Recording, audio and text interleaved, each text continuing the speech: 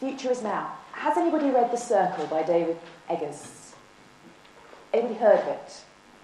Okay, right. So it's a novel that came out, I think, earlier this year or end of last year, set in Silicon Valley at a Google-type company called The Circle. The main female character is a woman called May, who joins The Circle at the beginning of the book. And towards the end of the second week, she attends an in-house medical appointment. And I just want to read you a couple of sections from her appointment.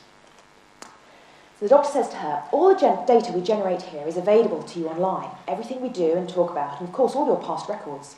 You signed the form when you started that allowed us to bring in all your other doctor's information.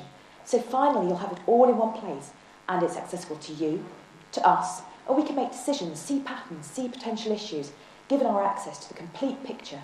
You want to see it? Said the doctor, and then she activated it. Piecing together some of the stuff when you were very young was a challenge, but from here on out we'll have near complete information. Every 2 weeks we'll do blood work, cognitive tests, reflexes, a quick eye exam, and a rotating retinue of more exotic tests like MRIs and such. Let's start with your vital organs, all the basics. Have you seen one of these? The doctor held out a silver bracelet about 3 inches wide. I think so. It measures your heart rate. Right.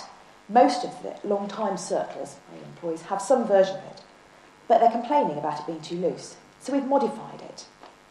Here, try. OK, can you drink this? The doctor handed May the dense green liquid she'd been preparing. It's a smoothie. May drank it down. It was viscous and cold. OK, you just ingested the sensor that will connect to your wrist monitor. It was in that glass. Now, scary? Definitely. Fantasy? Well, I think perhaps in some respects, but there are definite kernels of truth out there already. In fact, 3 articles caught my eye in the last month.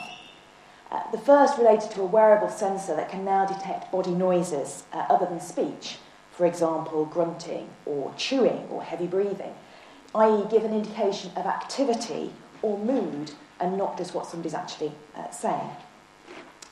The second is a move from facial recognition to emotional recognition, and computers now being just as good as humans in detecting emotions. And then the third is this growth in wearable tech devices measuring employee engagement and productivity, and I've put out 3 examples of that on the top of the slide. So all in all, I think this means that we're living in very interesting times, both as employers wanting to undertake surveillance and as employees being surveyed. So very quickly, why do employers monitor employees? Well, there have been traditional reasons for that: poor performance, trade secret, theft of other company property in the workplace, and obviously to provide services. And I think what we've got now is reasons for monitoring expanding as the ways of monitoring increase. So we have things like, obviously, data loss prevention technology to assist with the monitoring of potential losses of company trade secrets, but also, as we saw in the last slide, these new ways of enhancing employee engagement or maximising productivity.